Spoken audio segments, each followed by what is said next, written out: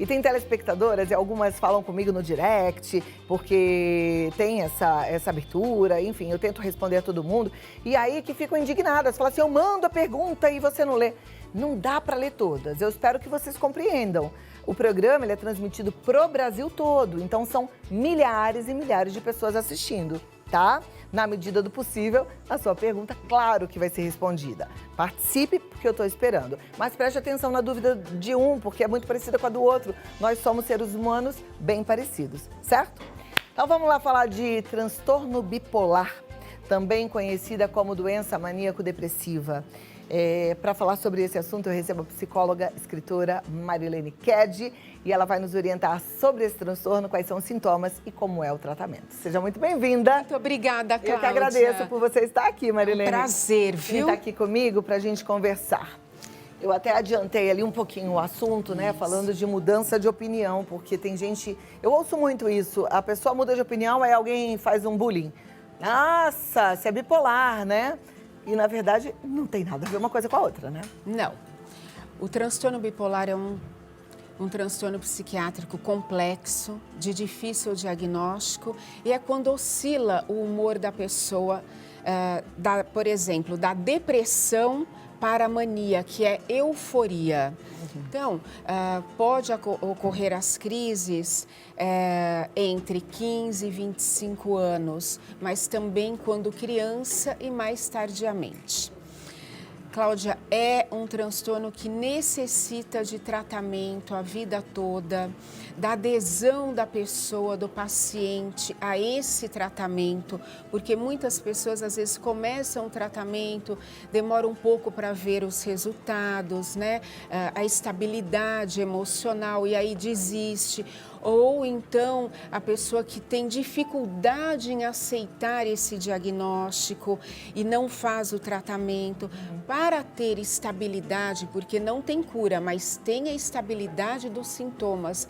É fundamental que a pessoa faça o tratamento psicológico e psiquiátrico direitinho, siga as recomendações médicas direitinho. Perfeito. Porque, assim, o transtorno, como a doutora acabou de falar, né? Ele precisa de um tratamento multidisciplinar. Hoje eu estou conversando com a Marilene Ked, que é psicóloga, mas não exclui o tratamento psiquiátrico. Normalmente, quem tem o transtorno bipolar precisa tomar algumas medicações, entre elas o lítio. E eu sei que muitos desistem até porque tem reações. Né? Então, algumas pessoas começam a ganhar peso e aí ficam desmotivadas. Mas a questão, gente, do transtorno bipolar é muito séria. Quando a Marilene fala sobre essas fases, a pessoa muitas vezes entra numa fase de depressão a ponto de querer tirar a sua própria vida. Exatamente. O maior índice, inclusive, né, de suicídios, ele tem como subjacente aí, transtorno de base, o transtorno bipolar. Então, é fundamental que a pessoa, uma vez que tenha esses sintomas, por exemplo, a mania, uma grande euforia, mania de grandeza, uma felicidade anormal, fora do contexto, né? Impulsividade, até mesmo agressividade, que ela tenha em mente que isso não são sintomas que ela consegue controlar. E a família também precisa entender isso. Entender que é uma doença, né? E o paciente entender que ele não é culpado de ter essa doença. Não tem a ver com você, não tem a ver com o seu coração, com a sua alma. É um transtorno químico cerebral que precisa ser ajustado. E eu sei que muitas vezes a pessoa fica, depois de uma crise de euforia, ou de uma fase de euforia, porque normalmente são fases, ela fica se sentindo muito mal. Tem algumas que extrapolam até do ponto de vista sexual, não é? Isso, tem um aumento da libido, né? Então, muitos até passam a ingerir muita bebida alcoólica, alguns infelizmente usam drogas. Então, é um transtorno que necessita de tratamento médico. Quando a família fala, mas você consegue controlar. Não, não consegue controlar sozinha. É lógico, o esforço dela, né, é muito importante nesse sentido. Por isso, a psicoterapia vai ajudar muito, Cláudia, a entender os fatores que predispõem a uma crise. Então, às vezes a pessoa... Porque as causas, elas são genéticas, né? Mas os fatores ambientais favorecem favorecem a ativação desses genes. Então, ela já tendo uma noção, por exemplo, daquilo que vai alterar o humor dela, ela já pode ter um controle, já pode ajudar. Hoje está até a palavrinha famosa, né? Nas redes sociais, todo mundo já usa bastante gatilho. Os gatilhos. Tem que perceber qual é o gatilho que te leva ou lá para cima ou lá para baixo. Isso mesmo. Então, ela tendo esse conhecimento, trabalhando isso na psicoterapia, fica mais fácil dela ter esse controle. Agora, sozinha é muito difícil. Então, muitas vezes, esses sintomas, eles podem ser leves, moderados ou graves. O transtorno bipolar, ele tem o tipo 1, o tipo 2 e tem também a ciclotimia. Então, ela tendo conhecimento dessa doença dela, a gente costuma dizer a psicoeducação sobre a doença, a família também tendo esse conhecimento, fica mais fácil de ajudar. E quando se fala desses transtornos mentais, é muito importante porque quebra-se tabus, né? Estigmas, a pessoa não fica se achando a pior do mundo, nada disso. Tem tratamento, isso que é importante. Maravilha. Você falou das fases, né? Tipo 1, tipo 2. Essas fases são estáticas ou essa é uma doença progressiva? Se tiver tratamento, se fizer o tratamento, fica mais fácil de controlar. Tá? Mas se não tiver, ela pode sim ir se agravando como todo transtorno mental. Vai se agravando. As crises vão ficando piores. Então, precisa de tratamento. Por exemplo, a mania, quando ela não tem o controle, quando não está medicada, quando não está tomando um estabilizante do humor, né? Ou um antidepressivo. Já é uma doença difícil de diagnosticar, porque às vezes ela começa com uma depressão, às vezes começa com uma crise maníaca, mas geralmente na crise depressiva, nos episódios depressivos, algumas vezes pode dar a entender que é uma depressão apenas, e não é uma depressão bipolar. Vai ajudar a diferenciar de uma crise, de uma depressão unipolar, quando tem a mania ou a hipomania. Tá, o que é a mania? A mania é quando tem essa crise eufórica exacerbada, né? Quando tem até quadros psicóticos, delírios, alucinações. A hipomania, ela é um pouco mais leve. Ela dá para o paciente uma vida mais estabilizada, assim, no que se diz a crise maníaca, que é muito mais forte, é muito mais grave. O transtorno bipolar tipo 1 tem a mania, que é muito mais grave. Ok. Tem alguma faixa etária mais recorrente no aparecimento dessa doença? Ela costuma aparecer, ser desencadeada entre os 15 e 25 anos, mas também pode surgir na fase infantil, quando criança, e também mais tardiamente na fase mais na terceira idade, né? Por exemplo, a criança, ela se supervaloriza, né? Tem uma felicidade com alguma coisa fora do contexto, aí passa um tempo, ela já se autodeprecia, né? Pode até entrar no aspecto de automutilação, que adolescente também costuma fazer muito, o adolescente bipolar. Então, é preciso estar atento a esses sintomas e buscar ajuda rápida. Não é achar que, não, é porque aconteceu alguma coisa, ele está assim. Não, ela é epigenética. Se tiver fatores ambientais como perdas, separação dos pais, bullying, alguma coisa que muito impactante para a criança, vai desencadear logo na fase infantil os sintomas da bipolaridade. Ok, semana passada a gente falou sobre a automutilação, né, gente? E olha aí, é bom também ficar atento, né? Tem muitos adolescentes se cortando, né, Marilene? Sim, que pode estar relacionado ao transtorno bipolar.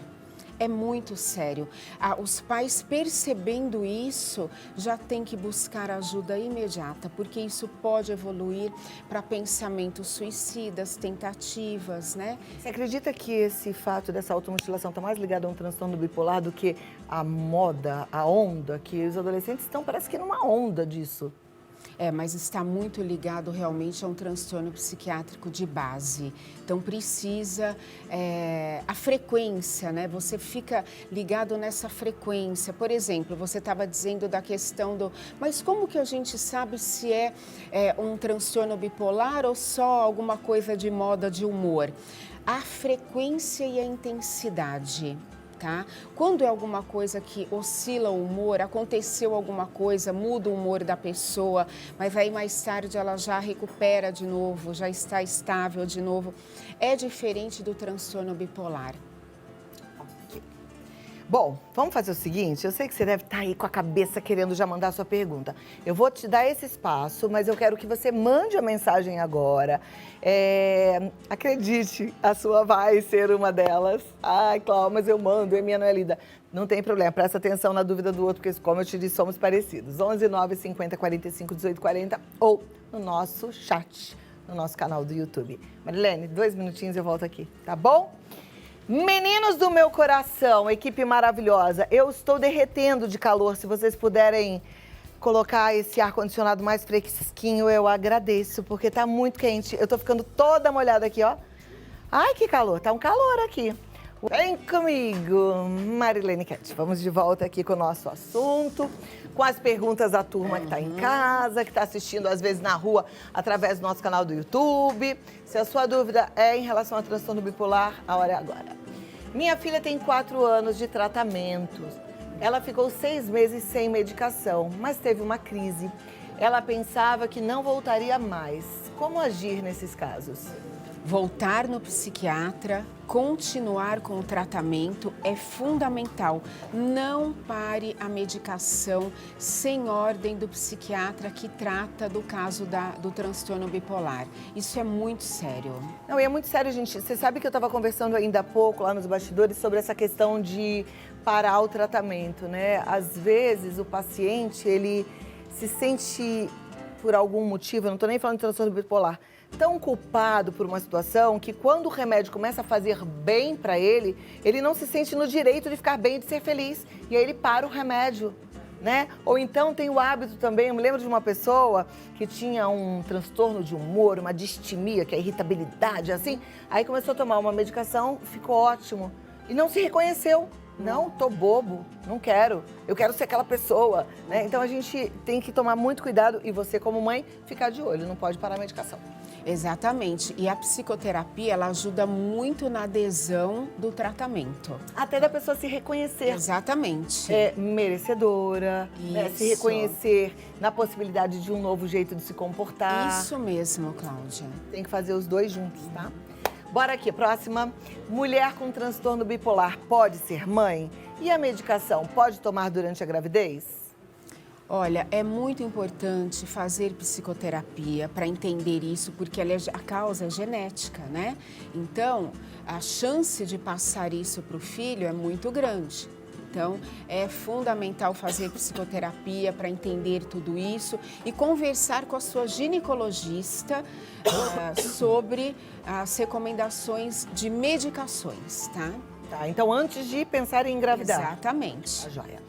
Próxima pergunta, então, vamos lá. Quem tem bipolaridade amena, tem que tomar o lítio para o resto da vida? Converse com o seu psiquiatra, ele vai indicar a melhor medicação, de acordo, porque tem que ajustar a medicação, né? O que for melhor para o paciente.